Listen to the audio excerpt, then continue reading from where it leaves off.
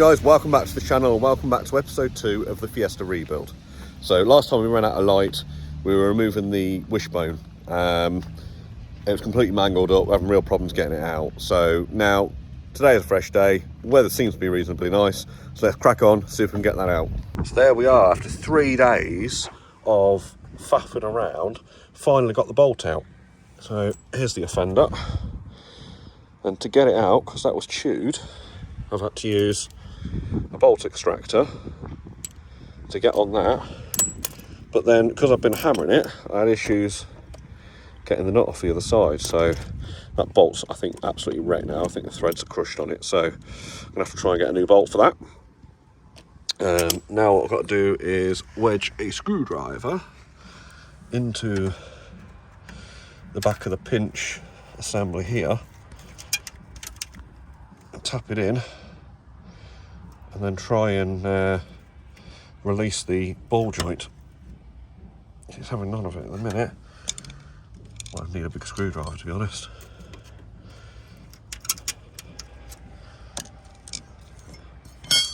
Weather's freaking terrible, so put that bolt out. I'm just knocking the ball joint splitter in. Give that a tap. You see that starting to come out now. Hopefully the last few taps this should be out. I think we're pretty much getting there. Let's put that. And there we go. Ball joint's out. Okay, so now that bolt's out for the ball joint, now I've got to try and get the wishbone out. So I've been hammering the wishbone away, but it just won't come out. It's completely stuck. I'm going to try and get you a good angle on that there. I think what it is, because that wishbone going into the subframe there is so bent up, I think there's too much tension across the metal, which is not allowing me to pull it out. So what I'm going to try and do is get in with a recip saw and try and cut across there to release some of the pressure.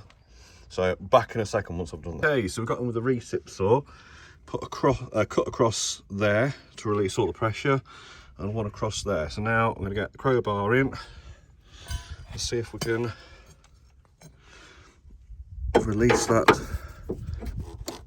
There we go. Look how easy that is. Right, I'll get that out, tap that out, and then we'll get that pulled out of there. I said it wasn't going to be easy, and I was right, look. So problem is, once everything gets as bent as this, it's very hard to undo the bolts and just pull stuff out.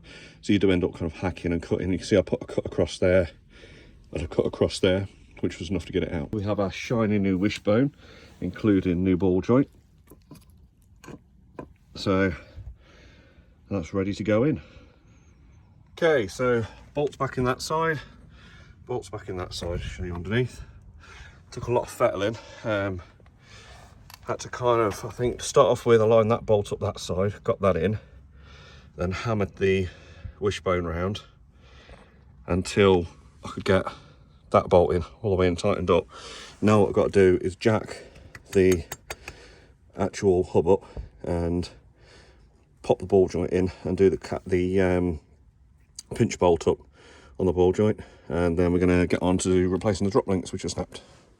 Okay, as you can see there, I've got the ball joint lined up to the pinch assembly nicely, so we've got a little tap underneath and then pop the jack underneath it and just jack the control arm up, which should pop that in and pop the pinch bolt in. So there we are, we have new drop link because that one had been damaged, which I'll show you just in there. That's fitted there. We've got the new wishbone on with a new ball joint, and everything's been done back up.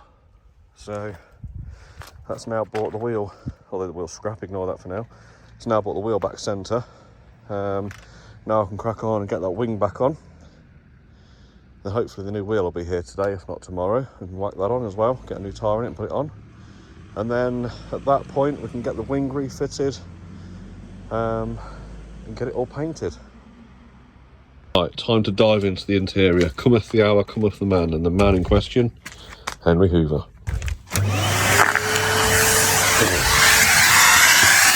Right, I'm going to crack on with this and we'll be back in a minute. so I think we found where the smell's coming from. That floor is drenched. So I'll get Henry back on it. See that there, look? Sucking moisture through the carpet, which means the floor's wet. So the carpet's going to have to come out. I noticed in the boot, well, it's easy to see because I've got loads of crap in there. Stuff that I've taken off. Oh, yeah, set this aside a minute. The headlight. Let's move that over there. Oh, there's that panel out of the wing, that can go over there. Right. Pull this floor up. That's soaking. So there's water. Ooh. SD card. We'll check that out.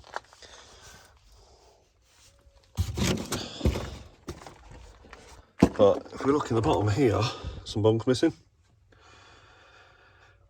And there's a lot of lime water, which means that the water's getting in somewhere. But where? That is the question. It's not. The boot seal looks okay, although somebody has had the seal out because the carpets have been pulled out. So this is the bit I love. Start digging. Pulled the rear bench out, and what we got here? West End dog grooming salon.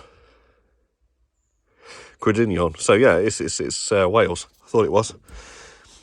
Some of the information I found on the vehicle said it was from Wales. So what's this here?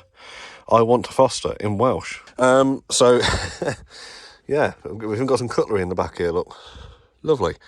So I'm going to see if we can get the rest of these bolts undone and rip this complete rear bench out. Start to pull some of the other interior out so we can trace where this leak's coming from. Bit of an issue with the Fiesta letting in water. When we first had it and opened the boot carpet was wet and there was a lot of water in the spare wheel well. So I've been doing some research and found out there's a few things that we need to check. So the Mk7's notorious for leaking through the seams of the welds, mainly coming off the roof here. But this one here particularly is notorious, and also this one here. So if we put a hand under the carpet, look, it's wet straight away. Look, we can see wet there. And if we check this side,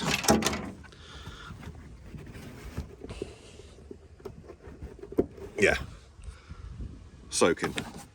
So it looks like we've got leaks from both sides. So what happens is it seeps through these welds here, runs through the box channel down the inside and drops in to the corner there.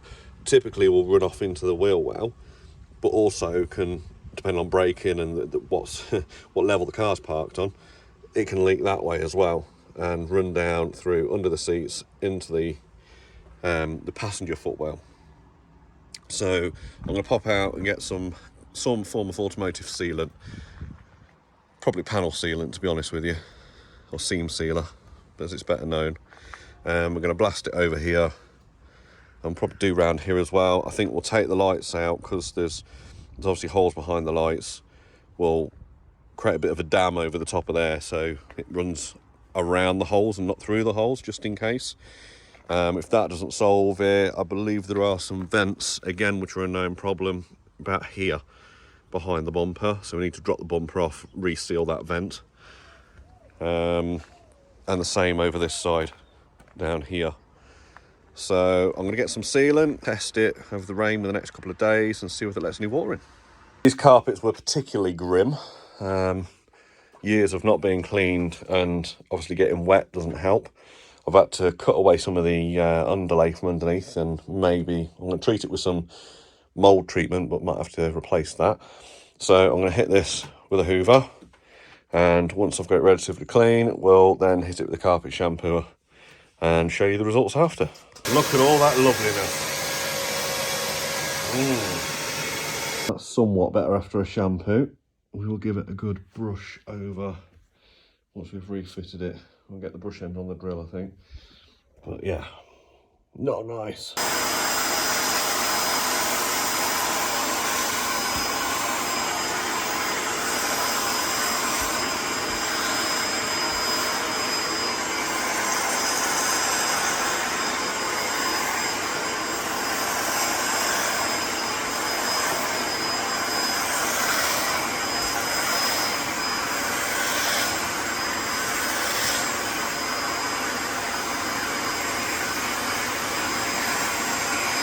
Here's the interior. It's been shampooed up. It's come up like new. Right, so the carpet's been out for a few hours drying out. Bit of an improvement. It's only thin, it won't take long to dry anyway. So I'm going to get that back in the car and see how that looks. Right, so I've had to chuck the carpet back in quickly because it started raining, but it's actually dry anyway. So got my pry tool. So I'm just going to get in and pull the panels out, tuck the carpet underneath. So we've got the carpets back in, still a bit of fur on them, but as I say, I'm going to get the drill and the brush on them to try and get that bit off and finish hoovering them. A few last little bits to tuck in. I've not put the underlay back in because that needs to dry, and I need to find the source of them leaks and try and stop it before I do. Otherwise it's going to get damp again. So I'll pop the front seats back in and pull this back to allow me to further troubleshoot that. Right, so next to go into the seats. Right, so we're back on it under the car bonnet. So we've removed the negative off the battery. Remember, when we're always working with airbags, never take the risk. Although I took them out without disconnecting the battery. Didn't blow. But sod's law, if I do, it probably will. So, seats back in. We've got to get this connector block back into here. So put the seat in and... Alright, I'm trying to do this and show you at the same time. Not easy. There we go. So that goes back in like that and clicks back in. Right, so now that's back in place, we are going to nip this up with a poor man's ratchet.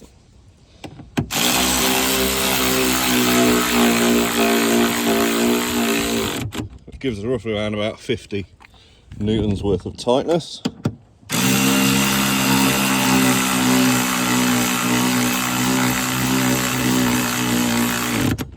Which is not what we're going to talk it up to eventually. And then we need to slide the seat forwards into the back and drop these bolts into the holes. Got all the bolts in, tightened loosely. It's time to bring 950 Newton meters worth of badass. So let's try this out. I've put it on low for now because I don't want to break anything. Put it on medium. There we go.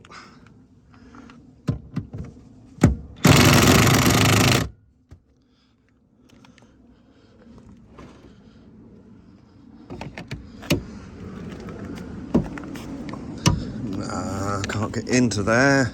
That's annoying. Okay, so we've got both seats back in. I've ordered a replacement handle cover for that. That should be here in the next couple of days. Carpets are nice and clean. Seats are a lot cleaner than what they were. I wouldn't say they're perfect, but they were a lot better. Got to sort the underlay out once I've sorted the leak out in the back. So battery's back in and connected. So let's give her a start. I've checked the oil and everything. The oil's all right. It could do with an oil change and a service, but we'll get around to that. So hopefully we don't get any airbag lights or anything.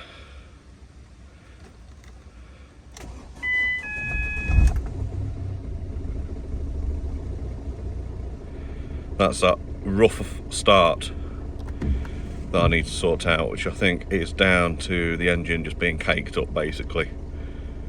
So a good carbon clean, strip throttle body out, give it cleaned down, and a good run up the motorway and back should solve that issue.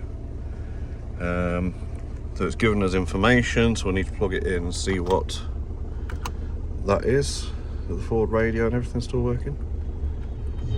Yep, that's working.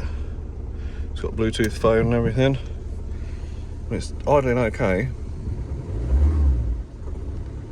Bit lumpy.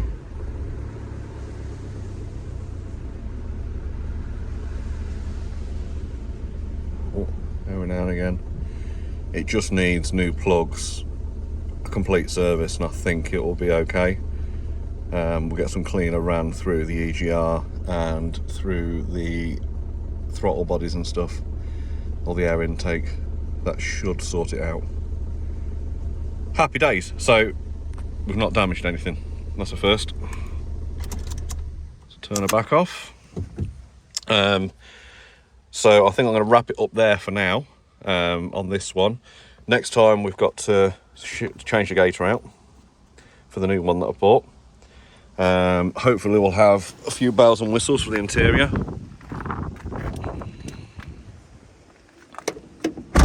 Hey guys, so that is as far as we're going today. So we've made a lot of progress. So obviously we've had the interior out, we've cleaned it, we've put it back to a certain degree.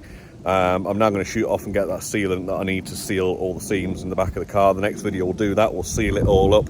We'll leak test it to make sure it's not leaking, then get the rest of the carpet refitted. We also need to fit that wing as a dry fit, just to make sure it is the correct part and it's not damaged in any way before we paint it up. But then I'll be ordering the paint in and we'll crack on with all the bodywork.